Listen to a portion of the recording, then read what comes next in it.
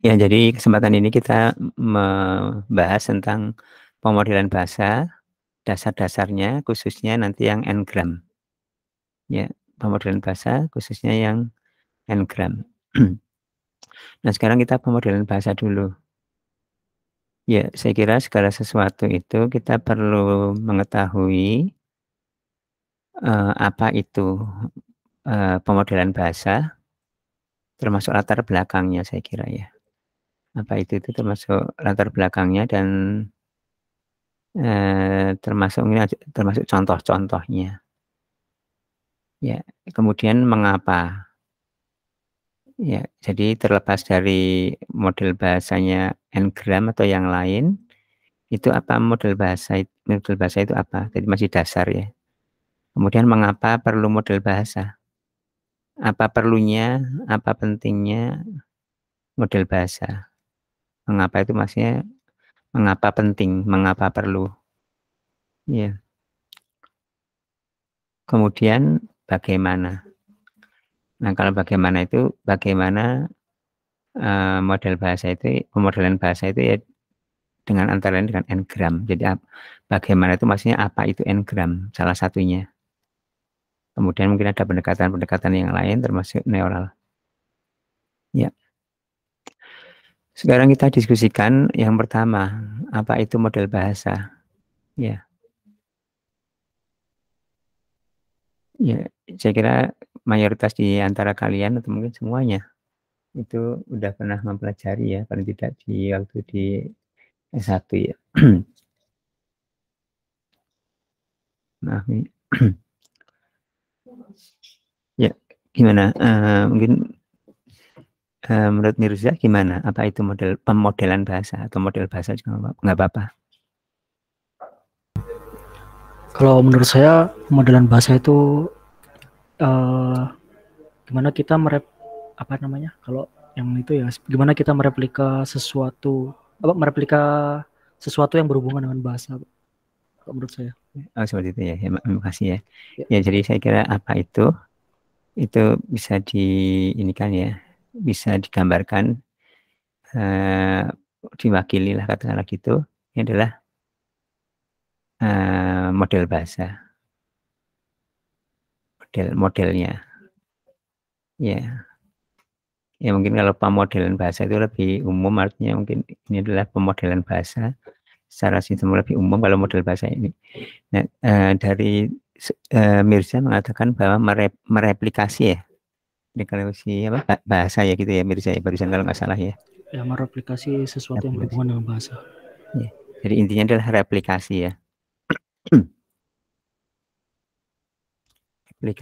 Replikasi itu misalkan gimana? Contoh replikasi. Contoh sederhana.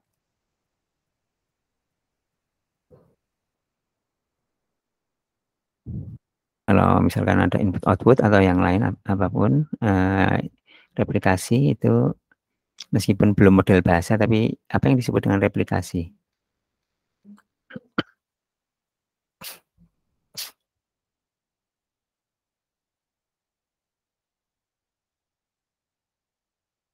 Gimana, Mirza? Contoh replikasi bagaimana? Saya. Jadi, untuk penjelasan lebih lanjut, silakan. Kalau replikasi itu lebih ke, jadi misal gimana kita membuat sesuatu itu semirip mungkin dengan aslinya gitu, Pak. Jadi misal misal saya mau mereplikasi bumi itu kayak gimana, saya bikin dari bola atau gimana gitu. Seperti itu sih. Iya, makasih ya, itu contoh untuk secara umum ya. Nah, kemudian contoh yang lebih ke bahasa atau ke teks bahasa, misalnya seperti apa? Karena kalau ada hubungannya dengan teks, berarti kita misal mereplikasi sebuah artikel yang berhubungan dengan sepak bola atau apa gitu. Iya. Nah, gitu-gitu. Jadi nanti misal ada inputnya itu kan berupa sebuah artikel sepak bola banyak gitu. Terus kita dari situ nanti kita buat model bahasanya, outputnya nanti ya artikel bola itu. Nah, itu nanti gimana sih caranya yang bikin semirip mungkin, ya gitu sih. Iya. Inputnya apa? Inputnya artikel yang berhubungan dengan bola kalau contoh yang saya berikan tadi. Outputnya? Nah, outputnya ya artikel tentang bola. Ya, oke. Ya, terima kasih Mirza ya. Nanti kita diskusikan. Saya mencoba mengomentari dan barangkali yang lain juga mengomentari, saling mengomentari untuk kita diskusikan. Semoga bisa lebih komprehensif, mungkin bisa salah satunya saling melengkapi, atau bahkan kalau ada yang dianggap mungkin kurang pas, bisa nanti kita bersama-sama untuk mendiskusikannya. Berikutnya, Randy, gimana model bahasa itu apa? Atau pemodelan bahasa? Menurut Randy, model bahasa itu sebuah tes yang menghasilkan bahasa. Contohnya itu, misalkan inputnya itu korpus korpus artikel berbahasa Inggris, outputnya itu artikel berbahasa Inggris. Oke. Inputnya artikel berbahasa Inggris, outputnya artikel berbahasa Inggris ya. Iya. Oke. Ya. Ya, jadi misalkan contohnya sebuah kalimat misalkan gitu ya. Apa kalimat yang berbahasa Inggris atau gimana? Contohnya misalkan. Contohnya misalnya kalimat berbahasa Inggris, kemudian keluarnya berbahasa Inggris. Maksudnya yang berbahasa Inggris seperti apa dan berbahasa Inggris seperti apa sebagai inputnya dan sebagai outputnya. Inputnya tuh korpus beberapa teks bahasa Inggris misalkan Pak. Bisa jadi bisa aja misalkan apa sih artikel apa sih hadis gitu tapi dalam teks bahasa Inggris. Iya. Atau mungkin supaya barangkali lebih mudah-mudahan memperjelas ya, mungkin saya tambahkan informasinya ya, bahwa pemodelan bahasa ini dapat dipandang sebagai salah satu adalah supervised learning. Ya. Ya, meskipun ada yang agak berbeda dengan seperti klasifikasi, ya, tapi dapat dipandang ini adalah supervised learning. Ya, mungkin artinya penjelasannya bisa melibatkan yang sifat-sifat atau mempunyai karakteristik dari supervised learning itu seperti apa gitu, bisa juga ada penjelasannya. Mungkin Randy ada penjelasan tambahan lagi? Sudah sih Pak, kalau mengenai ya? Language model segitu Pak. Oke, jadi dari Randy, inputnya adalah bahasa, outputnya bahasa ya? Inputnya korpus bahasa ya. Korpus bahasa, oke. Ya. Inputnya korpus ya, korpus. Ya, oke.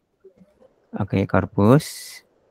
Kemudian outputnya adalah bahasa ya, teks bahasa ya. Misalkan betul, kalimat gitu ya, Randy ya. Betul Pak. Oke, ya, makasih Randy. Berikutnya Reza. Ya Pak. Ya, apa itu pemodelan bahasa menurut Reza? Kalau menurut saya pemodelan bahasa lebih ke bagaimana intinya si model ini tuh ingin bisa entah itu memprediksi entah itu seolah-olah merepresentasikan bahasa itu sendiri gitu. Iya.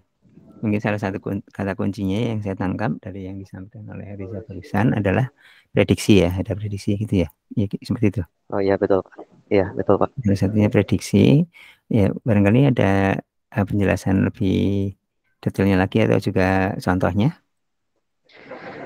Mungkin lebih ke si modelnya dibangun tuh berdasarkan dari korpus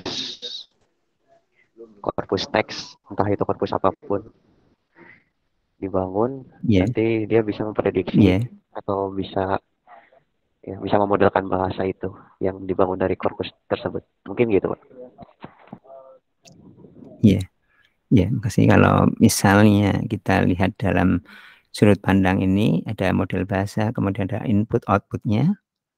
Ini bagaimana? Apa inputnya, apa outputnya, dan mungkin ada contohnya. Mungkin inputnya bisa dari korpus berita berbahasa Indonesia. Nanti outputnya si model ini bisa mungkin buat 1 paragraf 2 paragraf berita berbahasa Indonesia. Oke. Oke, mungkin saya kira cukup untuk Reza. Berikutnya Rizky, silakan. Apa itu model bahasa? Ya Pak, kalau menurut saya model bahasa itu sistem yang diinputkan suatu korpus tertentu dan menghasilkan korpus tertentu juga dalam bentuk teks gitu. Dan outputnya ini mungkin yang saya tangkap itu lebih memiliki makna daripada inputannya itu sendiri. Seperti contohnya mungkin kalau kita melangkah lebih jauh pada mesin translasi, kita mau mentranslate bahasa Indonesia ke bahasa Inggris, mungkin kita punya bahasa Indonesia dan kita butuh bahasa Inggris, maka output yang dihasilkan itu bahasa Inggris dibutuhkan daripada si inputannya. Itu mungkin Pak yang saya tangkap. Ya, terima kasih Rizky. Yang saya tangkap mungkin seperti ini. Mungkin kalau ada yang kurang tepat, tolong dikoreksi ya Rizky. Yang saya tangkap barusan Rizky mengatakan bahwa inputnya itu adalah korpus, ya, tulis C sini ya. Kemudian outputnya adalah korpus yang mempunyai nilai tambah gitu ya, C plus misalkan gitu saya tulisnya gitu ya. Contohnya adalah machine translation, inputnya korpus, outputnya korpus juga, tapi mempunyai katakanlah istilahnya nilai tambah gitu. Gimana, ada tambahan lagi Rizky barangkali? Cukup Pak. Cukup ya, oke. Ya dari yang barusan disampaikan ya oleh Mirza, Randy, Reza, dan Rizky. Ya, nanti ini saya komentari. Mungkin ada beberapa yang bisa saling melengkapi, tapi ada beberapa juga yang menurut saya kurang pas ya. Mungkin istilahnya sekarang ini dulu lah mungkin ya, pemodelan dan bahasa dan model bahasa. Pemodelan bahasa dan model bahasa ya. Atau ini misalkan saya mengatakan tadi adalah supervised learning ya. Supervised learning. Nah, supervised learning itu salah satu yang sangat penting, sangat umum, itu adalah klasifikasi. Ya, klasifikasi. Klasifikasi. Nah, klasifikasi itu kita melihat klasifikasi dulu aja. Di klasifikasi itu supervised learning itu artinya ada 2 tahap atau ya 2 tahap lah istilahnya mungkin ya, yaitu training dan testing ya mungkin salah satu yang umumnya seperti itu, training dan testing. Atau testing dan mungkin ini adalah prediksi, istilahnya testing atau prediksi atau mungkin untuk operasionalnya. Tapi artinya ada proses belajarnya. Ya, di proses belajar ini ada data training ya, ini data training. Ya, data training. Nah, kemudian di sini ada proses belajar classifier-nya itu sendiri. Ya, algoritma classifier-nya itu sendiri, seperti misalkan di sini SVM atau apa gitu ya. Ini adalah classifier-nya ya. Classifier. Nah, kemudian di sini dihasilkan model. Ya, dihasilkan model, ini model yang kecil biasanya, kecil, model. Ini adalah model. Model klasifikasi. Nah, salah satu istilah yang standar ya saya kira ini adalah model. Model klasifikasi. Model klasifikasi itu bisa macam-macam ya bentuknya di sini, format di sininya. Kalau misalkan untuk SVM atau bukan SVM, pohon keputusan dulu. Di sini bentuknya juga pohon. Modelnya berupa model berupa pohon. Kalau rule based ya ini rule itu misalnya if else, if then salah satunya. Atau kalau misalnya SVM support vector mesin, yaitu modelnya berupa support vector.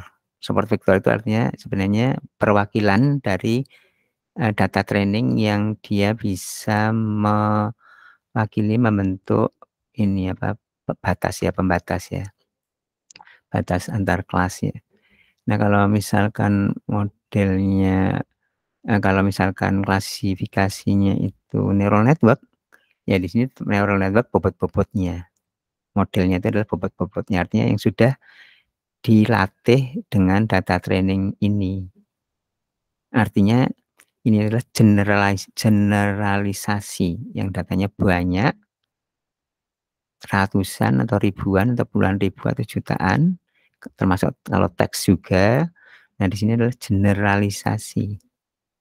Mungkin itu udah kalian pelajari di AI, terus khususnya learning atau di machine learning, atau kalau ngambil kalian mata kuliah data mining barangkali kalau ngambil. Ini adalah generalisasi. Generalisasi itu salah satu sifatnya adalah datanya besar banget di sini. Di sini filenya kecil, modelnya jauh lebih kecil. Kalau di sini datanya berhalaman-halaman data yang kalau ditulis atau ini apa di PDF itu berhalaman-halaman ratusan atau ribuan halaman, ini hanya mungkin 2 halaman. Kalau direpresentasikan dengan tulisan 2 halaman paling. Ya. Ya, seperti itu model. Demikian juga dapat dikatakan ini adalah pemodelan bahasa itu adalah proses klasifikasi. Model bahasa itu adalah yang dihasilkan ini. Model. Ini adalah model. Ya, saya kira seperti itu ya. Mungkin kalau meskipun antara satu teks dengan teks yang lain mungkin ada yang berbeda tidak seperti ini, tapi saya kira lebih standarnya seperti itu. Adalah model sama pemodelan seperti itu. Model sama modeling. Ini modeling, ini model. Nah, ini dihasilkan model. Kemudian setelah di sini ini udah jadi bentuk generalisasi untuk data training ini yang mungkin spesifik atau bahkan atau mungkin generik, atau untuk email spam filtering, untuk news classification atau yang lain. Ya, ini jadilah model. Ya. Ya, jadilah model sebagai output. Nah, kemudian model ini yang dipakai kalau misalnya katakanlah kalian ini ya, misalkan jadi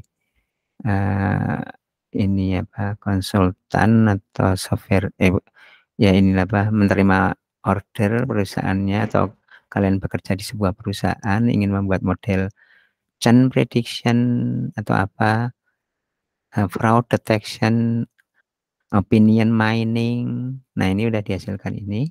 Nah, ini dipakai oleh operasional dan nanti diperlihatkan ke manajer kalian misalnya. Nah, ini yang udah jadinya ini yang diserahkan ininya ya. Nah, ini kemudian di sini yang realnya yang dipakai data-data yang benar-benar mau digunakan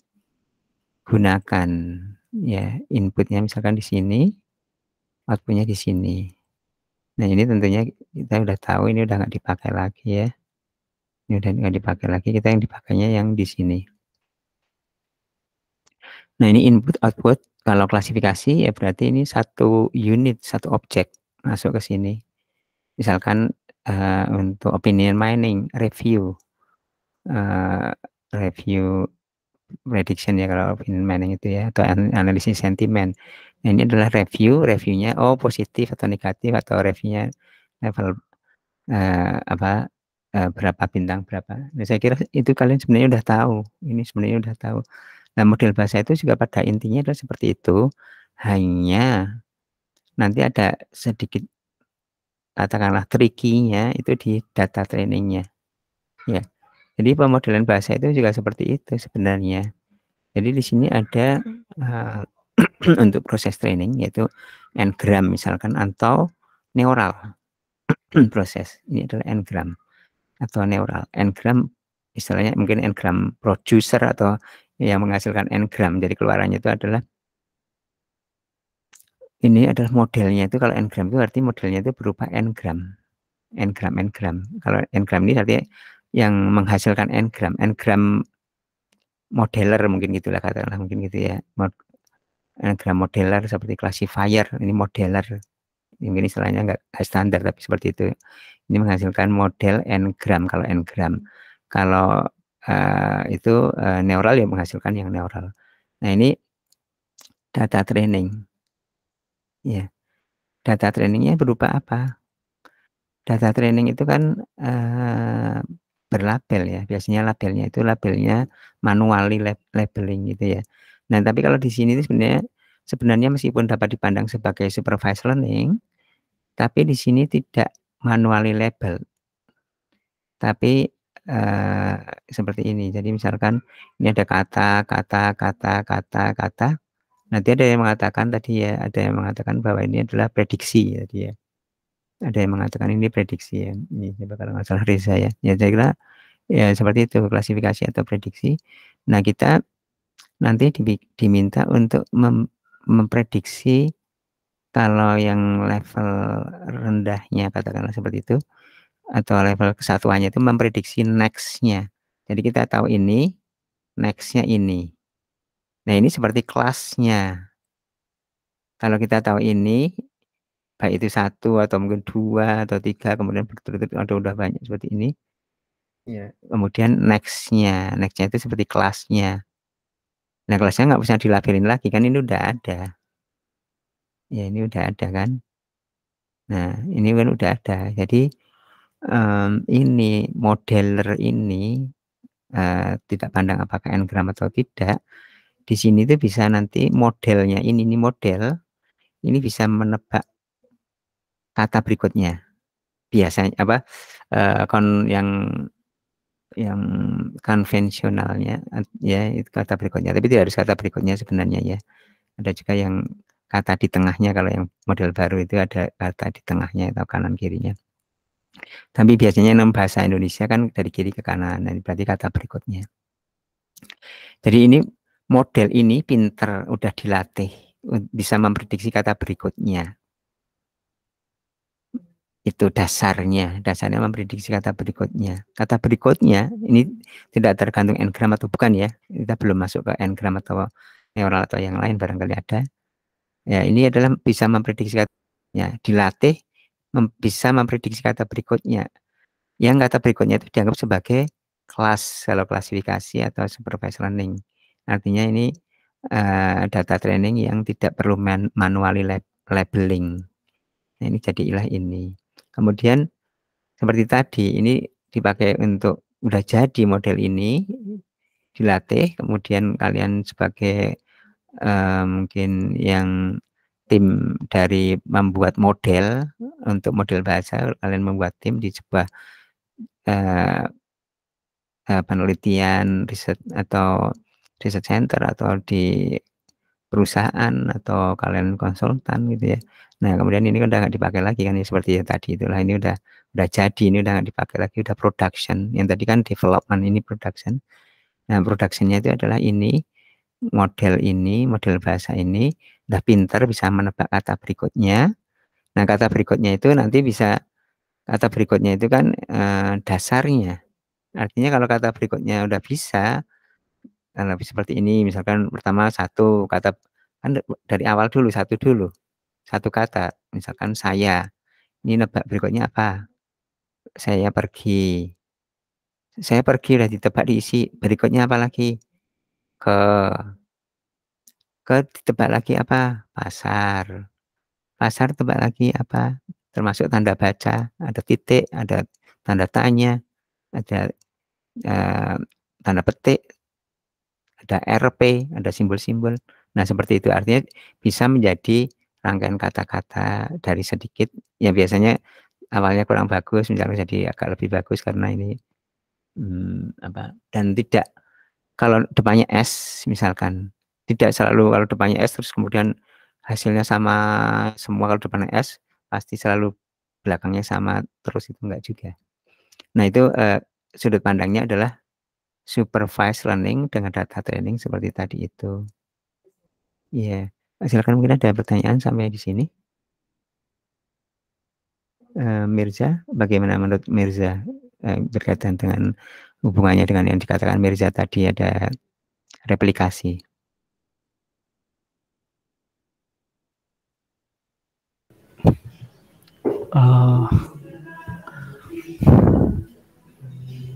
Kan agak kurang replikasi ya. Saya bukan replikasi berarti kalau memang seperti itu ya.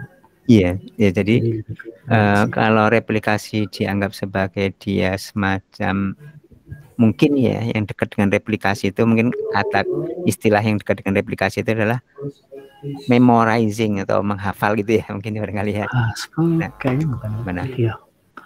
Itu ya lebih masih lebih ke gimana ya? Replikasi.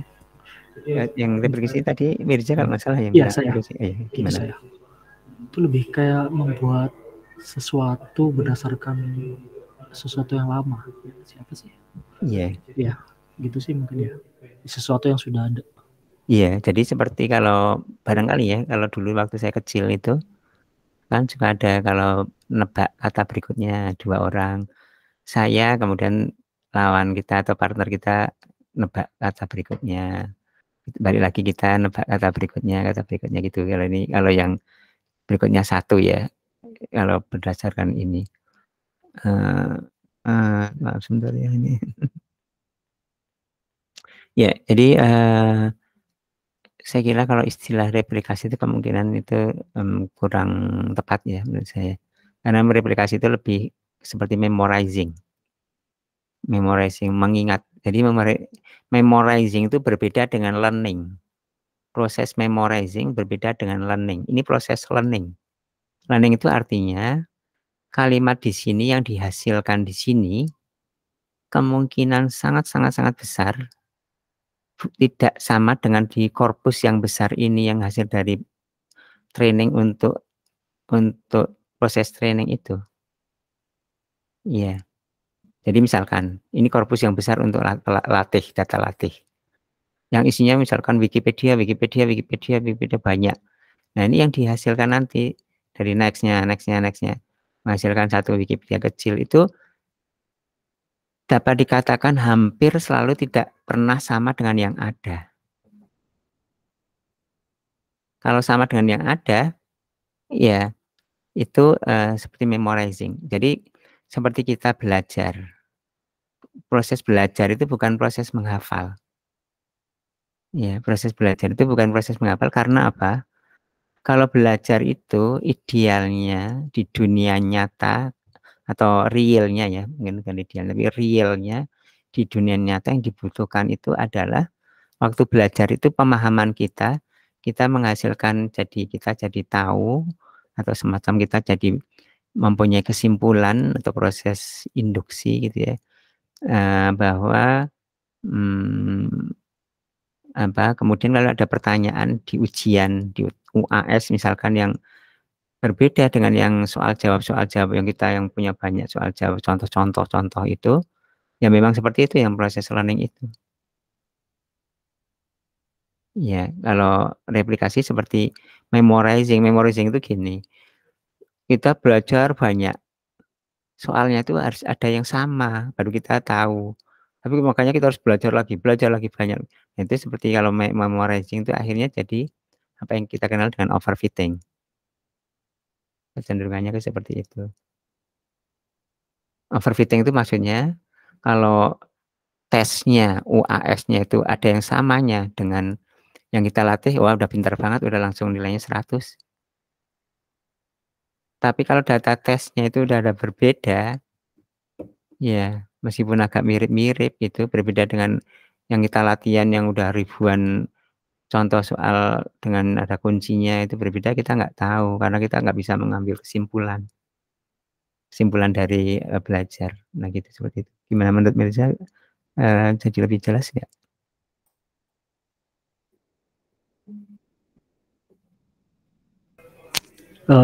Ya Pak, itu ya berarti lebih jelas. Ya, lebih jelas. Seperti itu ya. Ya, Pak. Ya, kasih Mirza. Berikutnya Randy ya. Ini Randy. Mungkin ada pertanyaan dari Randy?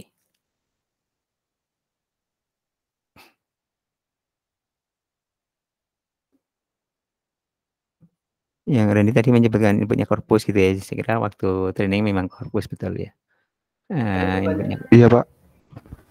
Silakan mungkin ada Maaf, komentar, pertanyaan. Dengar, Pak. Ada komentar, pertanyaan barangkali? Ya. Gimana, ada pertanyaan mungkin? Tapi suara saya jelaskan ya? Belum ada, Pak. Belum ada ya. Ya, ya mungkin kalau ada pertanyaan silakan nyusul ya nanti ya, Randy. Untuk Reza, mungkin barangkali silakan. Ada komentar, pertanyaan?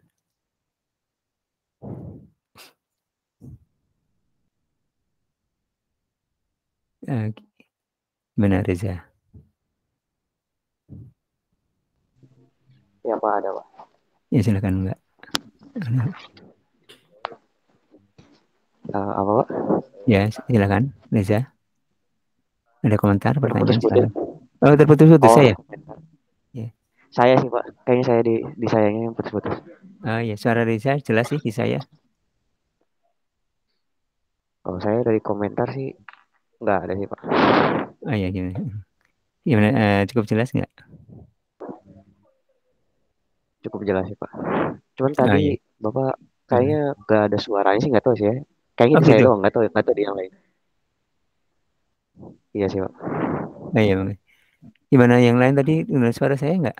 Ada kok, Pak. Oh, jelas nggak? Ini nggak ada yang agak lama, nggak ada hilang gitu nggak? Saya nggak ada. Saya tadi Jelas, pokoknya jelas.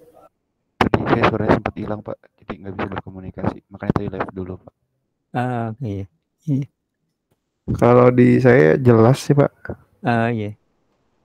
Iya, jadi ya ini kalau online itu gini ya, ada di satu tempat kadang naik turun. Saya juga kadang-kadang pernah lagi ngajar tiba-tiba putus wifi-nya. Benar. Ya silakan berikutnya Rizky, silakan ada komentar, pertanyaan. Kalau saya sudah cukup jelas Pak, belum ada pertanyaan. Ya. Ya mungkin saya komentar dari Rizky tadi ya, yang ini tadi yang saya catat secara inputnya korpus, outputnya korpus ya.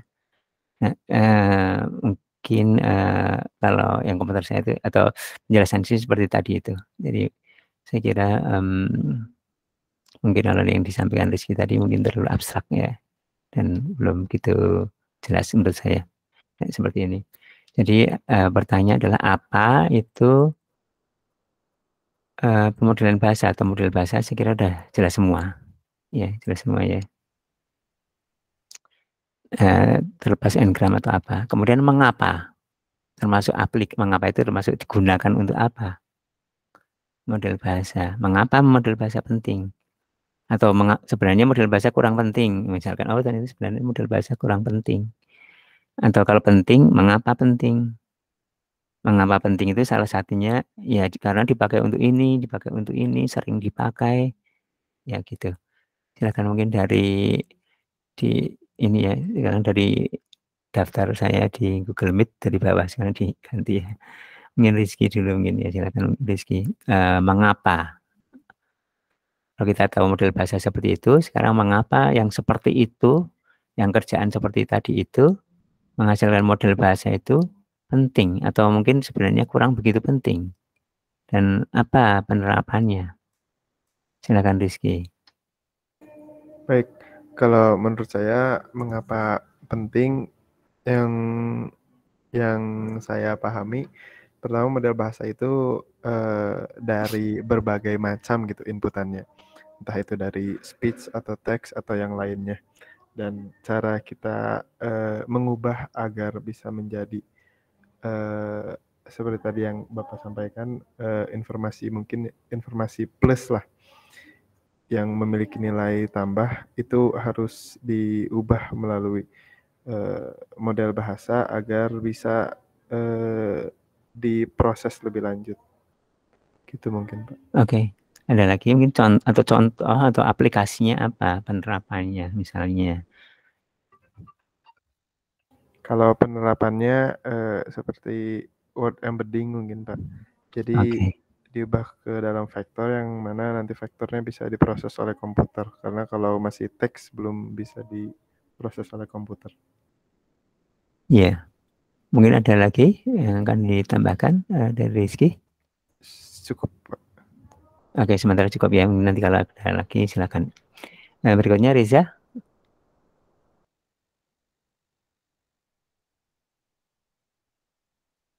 Gimana ininya? Mengapa model bahasa penting? Gimana suara saya jelas nggak di Reza? Dari agak terputus-putus di awal. Oke. Iya, oke. Ya, mungkin saya ulangi ya. Mengapa model bahasa itu penting atau ya mengapa penting? Mengapa penting? Iya, kalau di Reza suaranya jelas. Mengapa? Ya silakan. Penting untuk ini sih Pak, lebih ke penyelesaian masalah-masalah kayak mungkin kayak contoh yang tadi Bapak contohin kayak memprediksi kata selanjutnya. Jadi mungkin dengan persoalan yang tadi memprediksi kata selanjutnya jadi modal bahasa dibutuhin di sini. Contoh aplikasinya apa? Untuk di search engine kayak search engine Google mungkin kan suka ada suggestion. Oh itu suggestion kayak gitu. Oke, suggestion ya. Suggestion ya. Atau mungkin suggestion next word gitu. Ya mungkin itu Pak untuk. Oke. Ada lagi mungkin? Kali? Cukup. Oke. Saya cukup. Oke, ya makasih ya Reza. Berikutnya Randy. Menurut Randy, model bahasa itu penting karena dapat mempermudah manusia juga Pak. Contohnya itu mesin terjemah. Misalkan kita kurang fasih dalam berbahasa, ini vocab bahasa Inggrisnya misalkan kurang, jadi kita bisa mencari di Google Translate misalkan mencari arti dalam bahasa Inggrisnya itu apa. Iya. Contohnya itu, contoh penggunaan itu di mesin translation. Mesin translation ya, oke. Oke, ya makasih Randy. Berikutnya Mirza. Jadi pentingnya model bahasa itu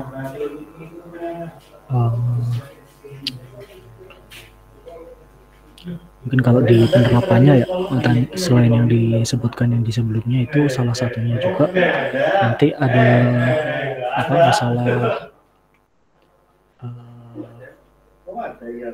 misal ya kayak sentimen gitu Pak. Jadi gimana sih sentimen publik itu nanti itu kan kita harus ngolah.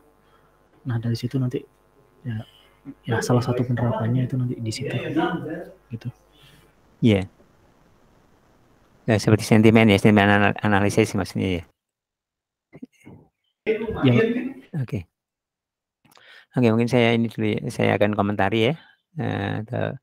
Mengapa penting? Ya, ini saya kira kalau dari saya ya penjelasan mengapa penting itu masih berkaitan dengan apa sebenarnya. Kita lihat yang fungsinya yang krusial. Mengapa penting? Jadi ya kalau saya setuju bahwa model bahasa itu sangat penting. Ya, jadi model bahasa itu dasarnya, saya tadi sebutkan dasarnya yang sampai saat ini salah satu, tidak satu-satunya yang menjadi dasar tasnya atau pekerjaannya itu adalah next word prediction.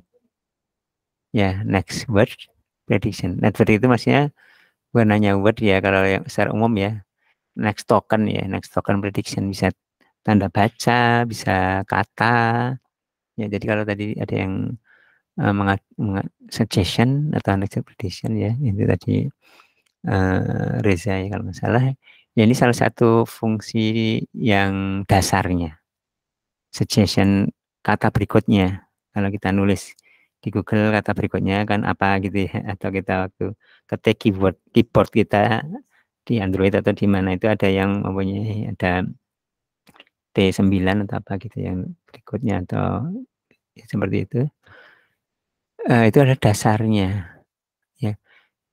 Kemudian yang lebih ininya lagi bukan dasarnya tapi lebih aplikatifnya lagi itu adalah dengan next prediction yang sebaik-baiknya itu akhirnya didapatkan sebenarnya kata yang atau rangkaian kata yang ini ya istilahnya mungkin apa ya, yang natural, yang sesuai dengan data trainingnya. Sesuai itu maksudnya adalah ini data training, corpus training atau data training itu corpus. Misalnya ini kita spesifik aja, nggak yang generik, misalnya spesifik. Ini adalah bahasa Indonesia sehari-hari, misalkan. Ya, ininya data trainingnya, maka next prediction untuk misalkan di sini untuk ini ya, misalkan gini, hujan, contoh yang sederhana ya, hujan itu next prediction-nya hujan bisa sekarang multiple choice saja, misalkan ini kan multiple choice juga kan, meskipun choice-nya banyak, sebanyak dictionary kosakata, misalkan hujan ekstrimnya dulu, hujan laptop. Nah, ini kan apa, satu kamus, ini satu kamus semua dari A sampai Z. Ya, yang ada 50.000 mungkin kan. 50 pilihannya adalah pilihan ganda yang 50.000.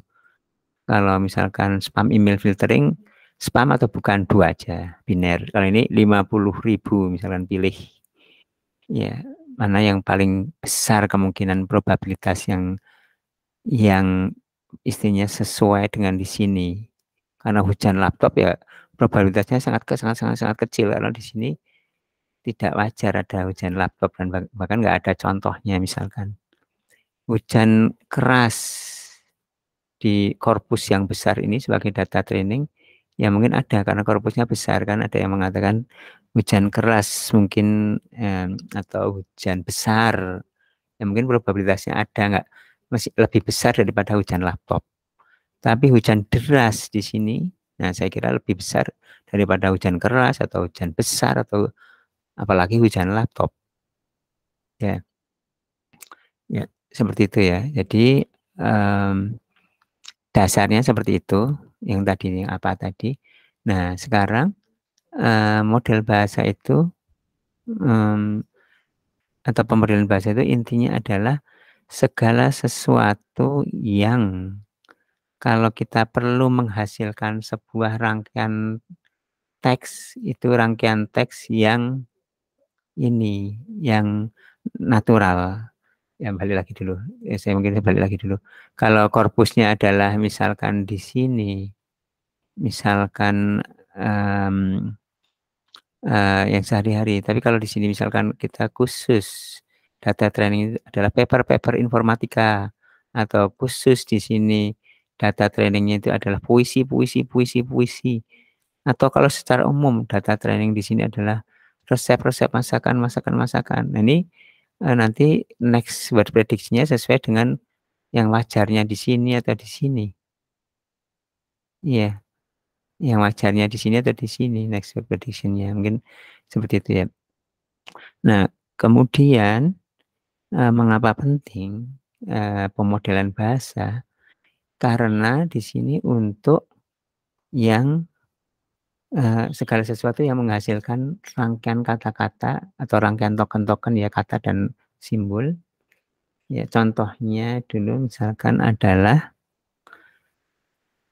misalkan dari speech to text. Speech to text. Iya. Speech to text. Misalkan contohnya saya pergi ke Bank Mandiri. Tulisan bank itu gimana? Bank tanpa konteks, bank apapun. Tulisnya bank gimana? Mirza, nulis bank. Kata-katanya apa? Huruf-hurufnya. Tanpa konteks ya. Tanpa konteks apapun, pokoknya bank aja. BANK. BANK. Iya. Bacanya BANK itu bacanya apa? Bank. Oke. Selain ini ada lagi nggak? Kayaknya nggak ada deh. Bang Toyib. Nah. Oh, BANG itu. Iya. Itu beda ya. Beda. Saya tanpa konteks. Oh iya. Nah, konteks ya. Iya. Bang Toyib. Nah, bacanya ngucapannya bang. Ini benar kan? Ini juga bacanya bang. Ini juga bacanya bang. Kalau saya pergi ke Bank Mandiri. Nah, ini sebenarnya kalau di ini kemudian dari speech to text, dari teks ke speech. Saya pergi ke Bank Mandiri, bank yang ini, banknya atau bank yang ini, speech-nya sama. Benar juga kan? Tapi kalau dari speech to text, yang benernya adalah yang ini. Kenapa tahu yang benar yang atas, tidak yang bawah? Tahunya bagaimana? Komputer speech to pekerjaan speech to text ini, kita gimana cara membuat tool speech to text supaya tahu banknya itu yang ini bukan yang ini, padahal bunyinya sama-sama bank. Gimana caranya kira-kira menurut Mirza?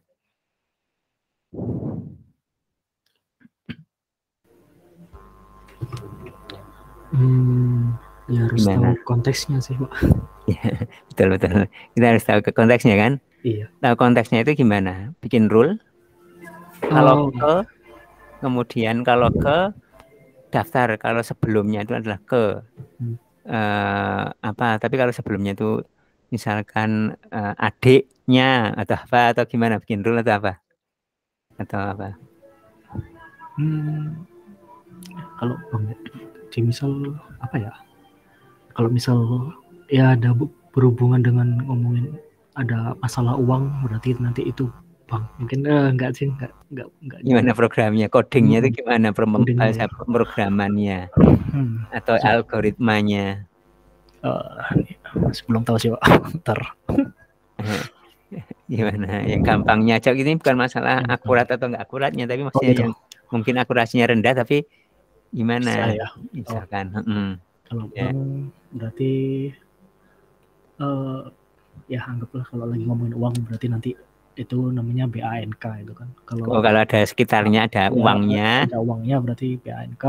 Gitu ya, betul. Ya saya kira berarti BANK gitu. Ya. Itu adalah rule.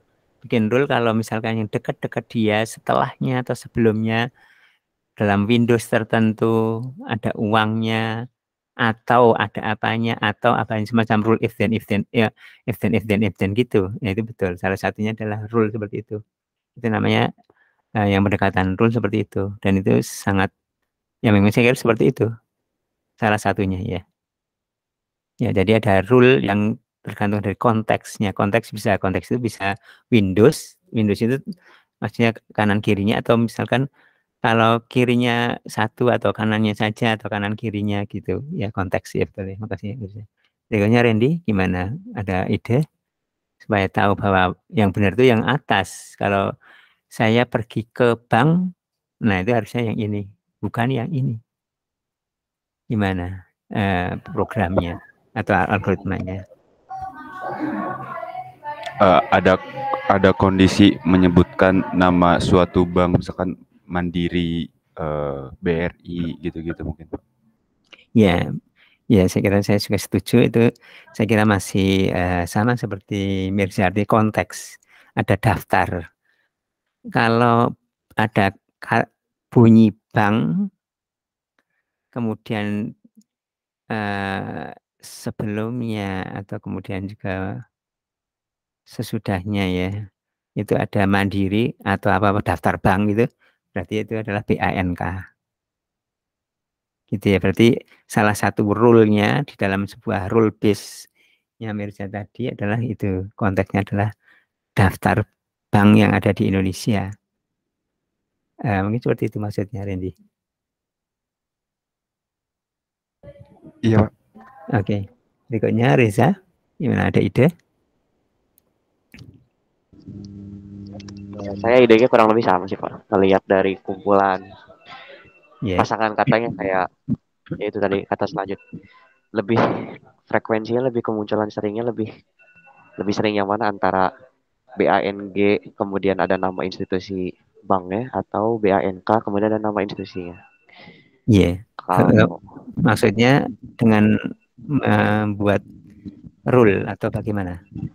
Ya, dengan membuat rule, Pak. Oke. Ya sama sih ide kayak gitu. Oke. Ya, Rizky? Kalau menurut saya kurang lebih sama juga. Yeah. Jadi mungkin kalau bank ada awalan ya, kan bank mungkin keterangan tempat. Jadi mungkin sebelum kata bank itu bisa di atau ke atau yang lainnya gitu, Pak. Iya. Yeah. Ya, saya kira seperti itu ya salah satu pendekatannya. Ya, tapi perlu diingat lagi yang mungkin sudah kalian pelajari dan barangkali agak dilupakan dan barusan kita bicarakan. Kalau learning kita nggak bikin rule, tapi kita belajar dari contoh, dari korpus yang besar. Ya, dari proses learning ya, jadi proses learning tadi ya. Ya, proses learning ini pakai data korpus. Yang sekarang juga kecenderungannya, trennya, dan yang lebih efektifnya, lebih akuratnya dengan learning, dengan proses learning. Nah, model bahasa itu adalah learning tadi. Ini adalah model bahasa itu seperti ini contohnya. Tidak dengan rule, jadi ya. Jadi ada apakah learning ataukah dengan rule. Ya, ini learning atau rule. Model bahasa itu adalah learning. Ya. Ini adalah contoh model bahasa. Bagaimana speech to text. Ya, model bahasa itu salah satu intinya, dasarnya itu adalah tadi next token prediction. Ya, next token prediction atau yang banyak kan token itu adalah word, tidak harus word tapi secara umum token. Ya, kemudian lebih umumnya lagi adalah supaya bagaimana intinya adalah memproduksi teks bahasa atau bukan bahasa. Ya, utamanya bahasa, namanya model bahasa, meskipun bahasa manusia utamanya, tapi bukan bahasa manusia juga bisa. Ya, yang kemudian termasuk ini, speech to text, bunyinya sama, tapi bang pakai K atau bagang pakai G. Ini adalah model bahasa itu contohnya gini kan, kalau nggak salah siapa itu juga di, apa penerapan model bahasa? Speech to text, misalkan gitu kan, speech to text itu. Ya, ini kan pokoknya gini, ini proses. Ini black box apapun. Outputnya teks. Ya, teks itu apa? Teks itu ya biasanya sequence rangkaian token-token, kata-kata dan token-token ya. Ini black box apapun. Mau apa? Speech to text. Ini kalau speech to text berarti ini adalah voice, ini teks. Yang lain lagi apa? Yang menghasilkan teks. Apa? Contohnya Mirza, yang apa pekerjaan yang menghasilkan teks di sini.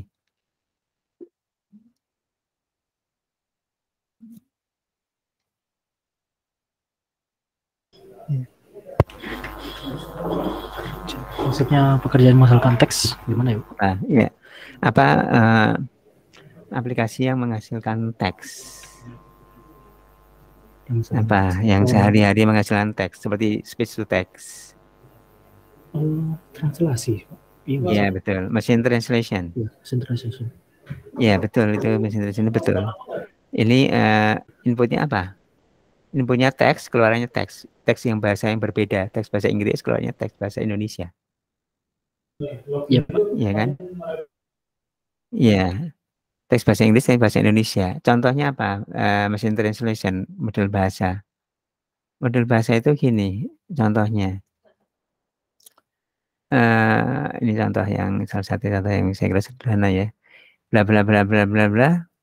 Mrs. Jokowi, yang maksud saya yang memperlihatkan ini model zaman sekarang ya. Ini bahasa Indonesia. Mrs. itu terjemahan bahasa Indonesianya apa? Termasuk mungkin ada sinonim-sinonimnya, misalkan contohnya mungkin ya, misalkan ya ibu, sama misalkan nyonya Jokowi. Nah sekarang ini yang benarnya Ibu Jokowi atau Nyonya Jokowi? Ada yang salah nggak? Kalau Ibu benar nggak? Mrs. Jokowi jadi Ibu Jokowi. Gimana? Yang barusan Reza yang izin ya. Oke. Bukan. Siapa yang lain? Ya, apa? Menurut Randy, yang Ibu atau Nyonya? Yang benar atau dua-duanya benar? Kalau menurut Randy, Mrs. Jokowi diterjemahkan Nyonya atau Ibu? Nyonya. Oke, Nyonya ya. Menurut itu Nyonya itu kalau Ibu benar atau salah? Kurang tepat mungkin Pak. Yang betulnya Nyonya. Ya. Coba mungkin kalau googling lebih banyak Nyonya atau lebih banyak Ibu? Coba di googling, saya juga googling. Nyonya Jokowi. NY ya, yes, ya.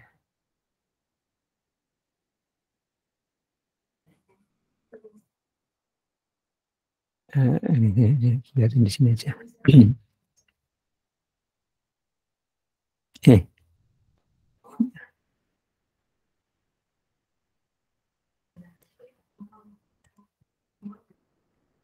Atau Nyonya itu pakai Nyonya.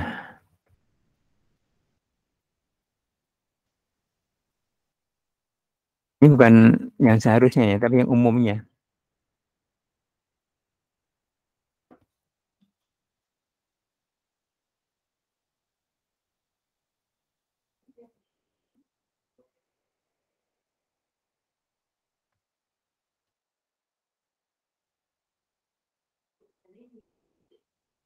Ya. Kirang langkong segini, kirang langkong itu kurang lebih. Ini yang ya mungkin masalah mungkin yang tidak harus benar atau salahnya ya. Tapi maksudnya ini contoh aja mungkin dari sisi benar atau tidak ini ya, tapi hanya mungkin sebagai gambaran aja. Kalau dari sini misalkan ini yang lebih banyak misalkan yang Ibu Jokowi. Ya mungkin Ibu Jokowi itu maksudnya istrinya ya sebenarnya di sini ya. Mungkin di sini Ibu Iriana sebenarnya Ibu Iriana Jokowi. Ya, katakanlah yang banyak ya katakanlah mungkin yang banyak Ibu misalkan gitu ya. Dua-duanya benar atau mungkin contoh yang lain yang lebih bagus bisa juga ada yang lain. Contoh yang lain yang lebih bagus misalkan yang dua-duanya benar tapi yang satu umum yang lain kurang umum, mungkin contoh yang lain apa? Atau ini dulu contohnya. Nah, misalkan contohnya katakanlah sekarang itu lebih ke Ibu Jokowi. Nyonya Jokowi benar tapi kurang umum digunakan misalkan. Tapi kalau dulu zaman dulu Soekarno misalkan Mrs. Soekarno mungkin lebih banyak Nyonya. Mungkin contoh yang lebih jelas mungkin ada. Tapi intinya adalah bahwa dua-duanya bisa benar tapi yang satu lebih umum, yang satu kurang umum. Dari sisi kewajaran, keumuman. Kemudian di sisi yang lain mungkin dari sisi ada ya di sini kalau di sini adalah kalau pilihannya adalah sama-sama bisa tapi yang satu lebih umum, yang satu kurang umum. Ya. Ini adalah machine translation. Artinya machine translation itu menghasilkan teks yang sefasih mungkin. Contohnya misalkan gini, mungkin dibandingkan bahasa Indonesia dengan bahasa Melayu lah ya. Yang bisa dua-duanya bisa ini ya. Dua-duanya bisa ini ya. Atau kalau bahasa Sunda misalkan yang satu di sini halus, kemudian tengahnya ada kasarnya, ada pilihan kasar sama halus, yang dipilih yang ini halus, kok ini kasar di sini. Nah, kita kan jadi ngeklop ya mesin translation-nya ya. Dari bahasa Indonesia ke bahasa Sunda, seperti itu contohnya. Jadi intinya ya menghasilkan teks.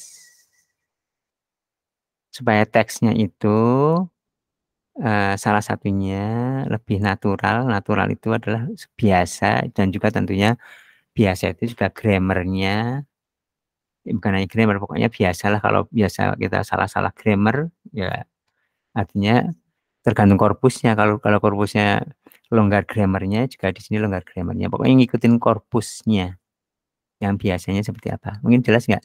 Mengapa, balik lagi, mengapa model bahasa penting? Karena banyak yang menghasilkan teks. Ada di sini speech to text, ada machine translation, ada contoh yang lain lagi apa yang menghasilkan teks? Silahkan apa yang menghasilkan teks? Aplikasi yang menghasilkan teks. Rizky, apa?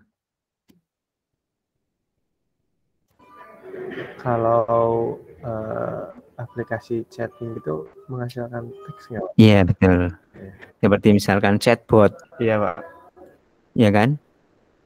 Ya, chatbot kita kan berbicara dengan mesin. Nah, mesinnya itu supaya fasih atau dia ini misalkan kita ngomong pakai bahasanya bahasa informal, bahasa gaul. Dia jawabnya pakai grammar bahasa formal itu nggak nyambung kan? Ya, misalkan bukan nggak nyambung ini benar tapi nggak ini. Jadi itu juga menghasilkan teks seperti chatbot, question answering. Ya, kemudian yang lain juga seperti ini voice inputnya ada juga seperti yang lain. Ada contoh misalkan namanya juga ada image captioning. Jadi inputnya adalah image, gambar, outputnya adalah captionnya ini. Jadi inputnya gambar, outputnya berilah caption. Ya, ininya penjelasan kata-kata.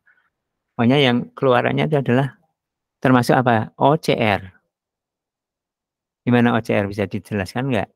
Mengapa OCR itu bisa berperan ini model bahasa? Gimana?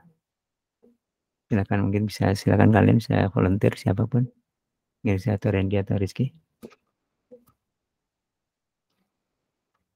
OCR. Bagaimana peran OCR di dalam model bahasa di dalam OCR? Izin menjawab, Pak. Silakan, Mbak.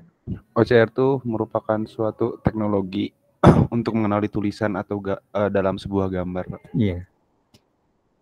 Terus apakah ada atau apa peran model bahasa di dalam OCR? Bisa ini, Pak, bisa mendeteksi dari tulisan gambar gitu, Pak. Iya. Gimana, barangkali bisa ada lebih detail penjelasannya atau mungkin pakai contoh? Misalkan di dalam poster gitu, Pak. Iya. Di dalam poster kan ada teksnya atau tulisannya, Pak. Iya. Bisa diambil dari NLP itu, Pak. Iya, contoh mungkin barangkali. Mungkin saya izin nambahkan, Pak. Dari awalnya bentuk gambar bisa didapatkan teks, yang mana teksnya itu apa istilahnya, tercapture mungkin dari oleh si OCR ini gitu. Ya, ini saya mengingatkan lagi ya. Model bahasa itu adalah yang untuk berperan supaya menghasilkan dalam hal ini teks ya. Sebenarnya bukan hanya kalau diperluas bukan hanya teks saja dan bukan hanya bahasa manusia, tapi mungkin contohnya yang katakanlah ini kita meng-OCR ini ya dari hasil scanan yang ada yang beberapa yang kurang jelas ya, ada scanan tulisan paper atau khusus tulisan misalkan lah. Nah ini ada tulisan yang kurang begitu jelas ya. Misalkan contohnya misalkan apa ya, misalkan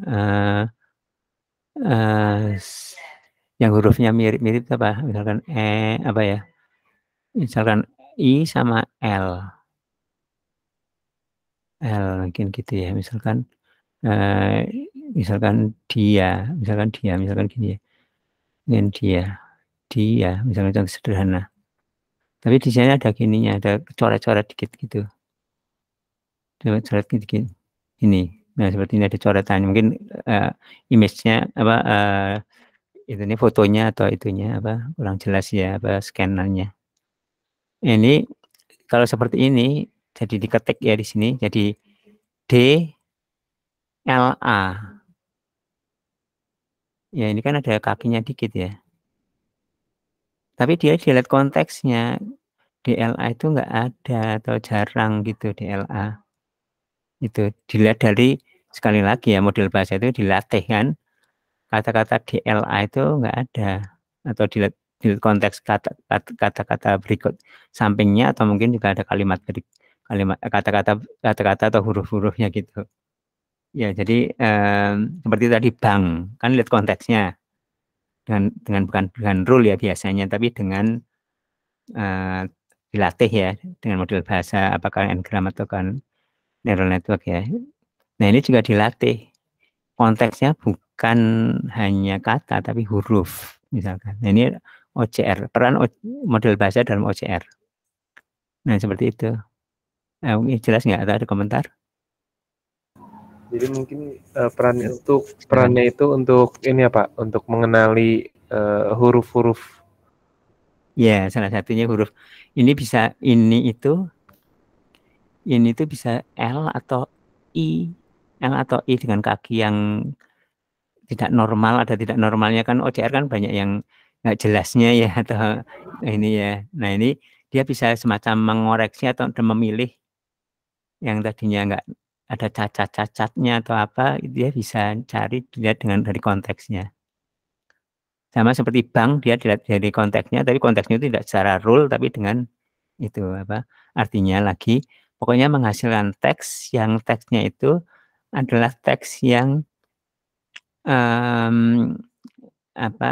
benar sesuai dengan korpus.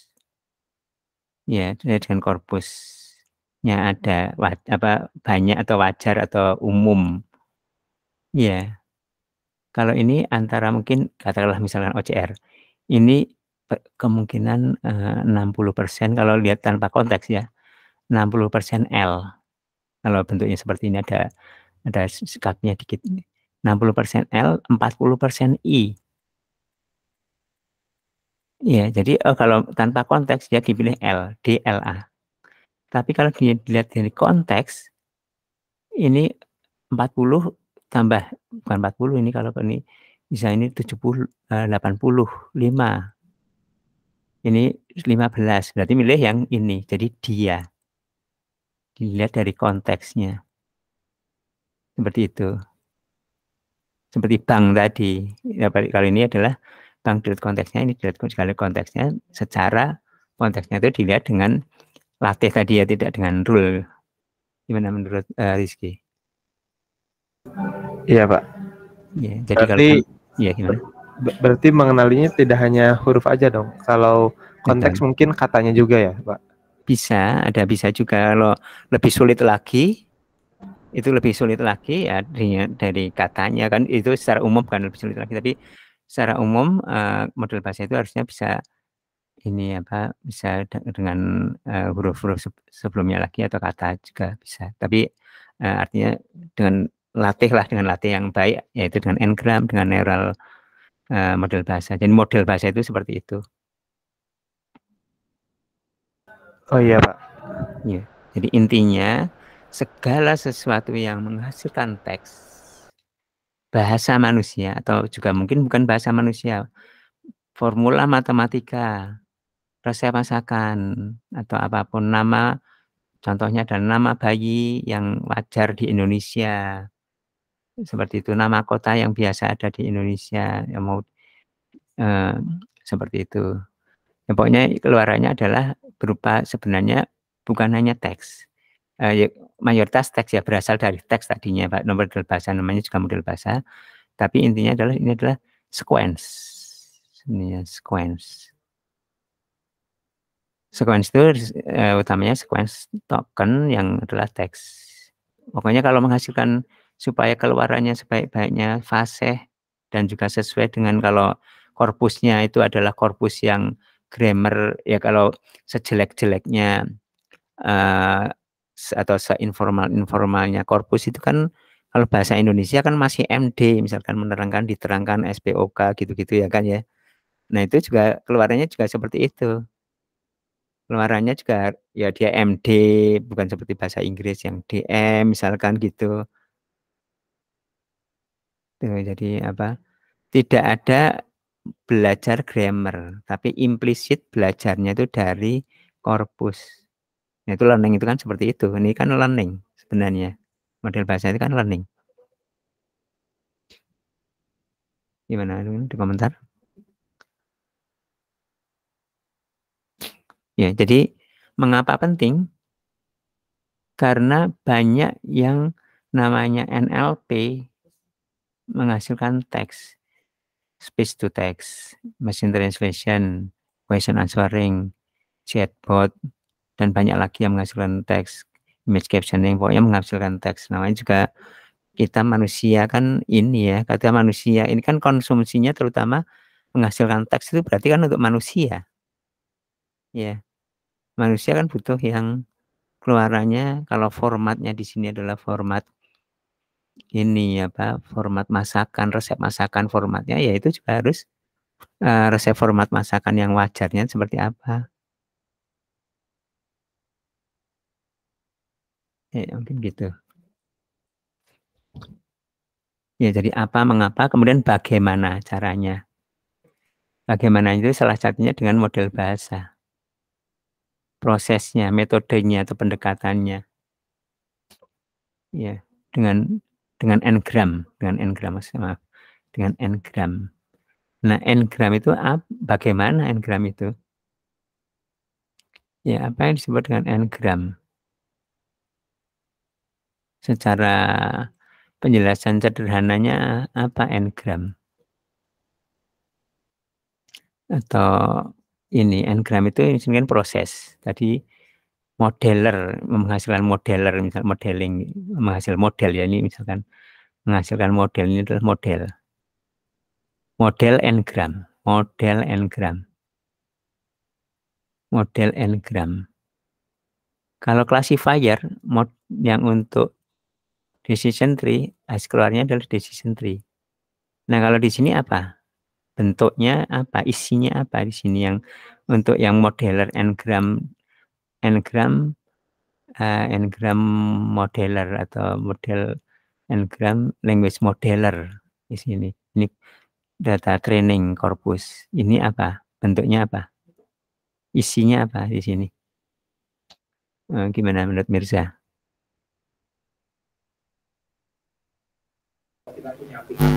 Gimana? Ya. Saya masih.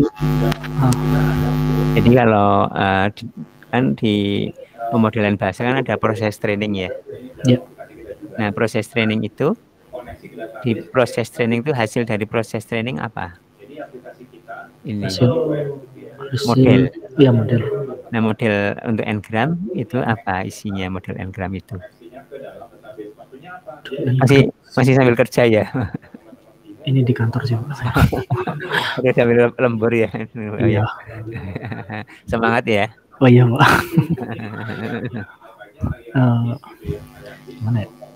Kalau isinya ya, sebenarnya kalau n-gram sendiri kan apa ya? Kalau yang saya tangkap kemarin tuh jadi kayak berapa sih konteks kata yang ingin dipakai gitu Pak. Kalau unigram kan satu konteks kata sebelumnya. Kalau digram berarti dua konteks kata sebelumnya yang kita pakai itu sih. Ya, n-gram itu di sini adalah n-gram juga. N-gram dan probabilitasnya. Jadi n-gram itu kalau misalkan yang paling sederhana unigram atau 1 gram. Yang paling sederhana 1 gram itu ya artinya 1 gram itu adalah satu kata dan probabilitasnya. Kalau 2 gram artinya kata ini dan kata ini. Jadi ini adalah seperti tabel. Ini model ini adalah tabel, yang ini adalah gram itu n-gram dan ini adalah probabilitas dari sini. Jadi intinya adalah menghitung probabilitasnya untuk n-gram ini, kombinasi n-gram semua yang ada di sini. Jadi misalkan ada n-gram itu n-nya bisa 1, bisa 2, bisa 3, bisa 4 dan seterusnya. Nah, dengan cara seperti itu. Dengan cara seperti itu. Ya, n-gram itu adalah seperti itu. Model bahasa yang bisa nebak kata berikutnya atau intinya bisa menghasilkan nanti teks yang sebaik-baiknya atau sesuai dengan korpus dan nanti digunakan untuk machine translation, digunakan untuk chatbot, digunakan untuk OCR, digunakan untuk speech to text. Nah, itu adalah salah satunya adalah kalau bagaimana dengan n-gram seperti ini. Ya, mungkin detailnya bisa dilihat di itu ya, di resources yang itu ya. Nah, kemudian mungkin saya agak lompat, dibahas juga ada yang saya pernah sampaikan di tahun sebelumnya, atau di semester sebelumnya, dan dibahas juga ada sekalian bahas juga di presentasi kalian ada yang bahas, ada kondisional. Kondisional atau probabilistik ya? Kondisional ya. Kondisional language model. Saya kira sudah cukup jelas di presentasi saya. Conditional language model itu artinya seperti misalkan kondisi itu seperti ini ya, kalau yang tanpa kondisional itu seperti kalau satu kata next-nya apa, kemudian jadi dua kata next-nya apa, kemudian berikutnya next-nya apa, next-nya apa, next-nya apa. Nah, seperti itu adalah language model tanpa kondisi, tanpa kondisional. Tapi kalau dengan kondisional artinya next-nya apa itu juga dilihat dari kalau machine translation misalkan yang mau diterjemahkan apa. Ya, kalau hanya language model saja yang penting seperti language generation. Language generation itu artinya buatlah puisi yang bagus, buatlah paper yang bagus secara formatnya. Ya, tanpa memandang dia ada misalkan machine translation itu inputnya. Jadi misalkan gini, ini adalah model bahasa tadi ya, ini input, ini udah model, udah jadi model, misalkan udah jadi model bahasa, udah di training, ini udah di training ya, ini maksudnya model bahasa itu ini ya data ya. Iya, kemudian model bahasa digunakan untuk menghasilkan next word. Nah, tapi di sini kalau conditional itu ada data yang lain, kondisinya. Kondisinya itu kalau machine translation artinya inputnya. Jadi artinya bukan hanya menghasilkan kata-kata rangkaian kata yang bagus, sembarangan yang bagus, yang penting depannya triggernya depannya saya, kemudian bagus kata Indonesia yang fasih atau yang sesuai. Tapi juga dilihat dari ininya, disuruh menerjemahkan dengan benar dari bahasa Inggris ke bahasa Indonesia dengan bahasa Indonesia yang sebaik-baiknya. Jadi misalkan gini, apa kriteria menerjemahkan penerjemah yang baik? Misalkan 2 kriteria. Kriteria pertama adalah bisa menerjemahkan ke bahasa Indonesia yang tepat, dari bahasa Inggris ke bahasa Indonesia yang tepat. Maksudnya tepat itu adalah itu bahasa Indonesia yang meskipun mungkin tadi antara nyonya dan atau hujan besar ya, itu udah benar, tapi meskipun kurang fasih. Yang kedua adalah yang fasih lah, itu yang umum, istilahnya fasih mungkin gitu ya. Jadi bukan hanya bisa menerjemahkan dan benar, tapi benar dan baik. Jadi benar dan baik. Dan bahasa yang baik. Nah, ini model bahasa itu adalah ini. Ini adalah kemampuan mentranslate, kemampuan menghasilkan translation yang bagus. Seperti halnya contohnya yang lain. Contohnya tadi kan ada tadi chatbot tadi ya, chatbot. Ya, chatbot itu juga bisa menjawab sesuai dengan pertanyaannya. Ya, pertama, jawaban dari chatbot atau respon dari chatbot sesuai dengan pertanyaannya. Ya, sesuai dengan pertanyaannya. Misalkan selamat pagi, ya jawabannya selamat pagi gitu ya. Tapi kedua adalah ya Kalau misalkan hello, selamat atau misalkan katakanlah jawaban pertanyaan itu adalah bahasa gaul, ya jawabannya bahasa gaul, misalkan seperti itu. Ya, jadi sebaik-baik ini adalah benar dan baik. Itu benar dari sisi konteksnya atau semantiknya, baik dari sisi kata-katanya itu yang wajar. Itu jelas nggak? Ini adalah kondisional. Kondisional itu artinya bukan hanya menghasilkan sesuatu yang benar dan baik, tapi di sini dilihat dari ininya juga, bahwa ini adalah konteksnya adalah pertanyaan, kondisinya adalah bukan pertanyaan, interpretasi untuk translasi, bukan translasi. Jelas nggak? Ya seperti itu. Ya, gimana? Ada pertanyaan? Gimana, kita mau lanjut lagi istirahat maghrib atau mau ini, atau mau cukup yang lain? Ada bagaimana menghitung dan perplexity, ya, intrinsik, ekstrinsik, perplexity, kemudian ada kalau OOV, pertanyaannya belum di ini ya, pertanyaannya belum ya. Kondisional tadi barusan udah, karakteristik corpus saya kira udah. Gimana, mau dilanjutkan setelah maghrib? Kita break dulu 20 menit. Gimana? Boleh Pak. Boleh ya, kita 47 17.47 kita lanjut lagi mungkin 18 berapa? 18.10. Kita lanjut lagi 18.10 ya. Mulai lagi 18.10.